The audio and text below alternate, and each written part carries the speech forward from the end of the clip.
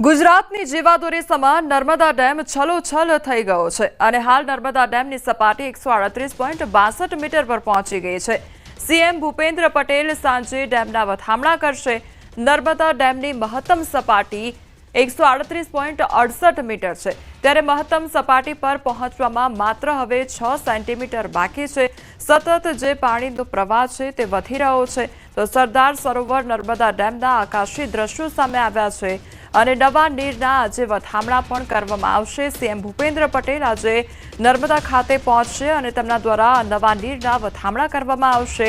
તો સાંજે 4 વાગે તેઓ પહોંચવાના છે। ગુજરાતની જીવાદોરી સમાન નર્મદા ડેમ છલોછલ થઈ ઉઠ્યો છે।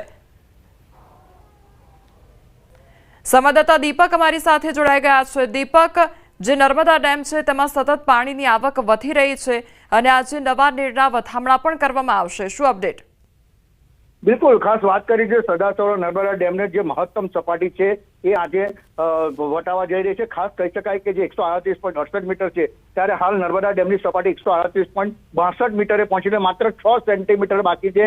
ત્યારે જે માં નર્મદા છે, નર્મદાના જે વધામણા કરવા ગુજરાતના મુખ્યમંત્રી ભૂપેન્દ્રભાઈ પટેલ જે આવી રહ્યા છે 4 વાગ્યે કેવડિયા ખાતે હેલીપેડ પર આગમન થશે અને 4:25 માં નર્મદાના ડેમ પર જશે ને ત્યાં ચુંદડી અને નાળિયેર અર્પણ કરી અને માના વધામણા કરવામાં આવશે। કહી શકાય કે જે ગુજરાતની જીવાદોરી છે એ ચાલુ વર્ષે છલોછલ થઈ ચૂકી છે, એ જેને લઈ હાલ જે તંત્ર છે જે તમામ તૈયારીઓ આટોપી દેવામાં આવી છે।